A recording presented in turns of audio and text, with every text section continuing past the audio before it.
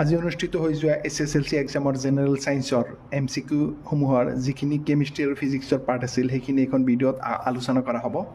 আমাৰ প্ৰথম কেমিষ্ট্ৰিৰ পৰা প্ৰথম প্ৰশ্নটো হ'ল মেংগানিজ অক্সাইড এলুমিনিয়ামৰ গুৰিৰ লগত উত্তপ্ত কৰিলে তলৰ কোনটো বিক্ৰিয়া ঘটে? ইয়াৰ শুদ্ধ উত্তৰটো হ'ব option A.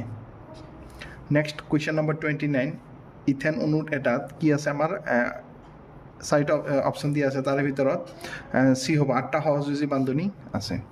Next question number 30, ইয়াৰ কাৰেক্ট এনচাৰ হ'ব বি চি 60। নেক্সট কুৱেশ্যন, ইয়াৰ কাৰেক্ট এনচাৰ হ'ব অপশ্যন বি। কুৱেশ্যন নম্বৰ 32, ইয়াৰ কাৰেক্ট এনচাৰ হ'ব option B. Question number 33, correct answer option B.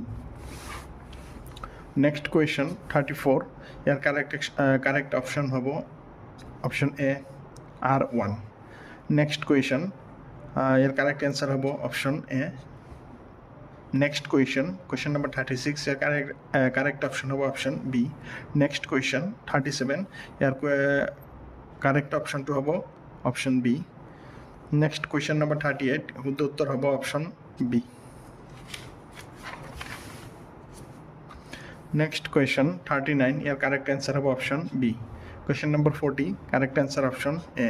Question number 41, correct answer option D. Question number 42, correct answer option A. Question number 43, correct answer option B. Question number 44, correct answer hobo option D. Question number 45, correct answer hobo option C. So এইখিনি হল আমাৰ physics আৰু কেমিষ্ট্ৰিৰ পৰা যিখিনি MCQ আহিছিল তাৰে শুদ্ধ উত্তৰখিনি।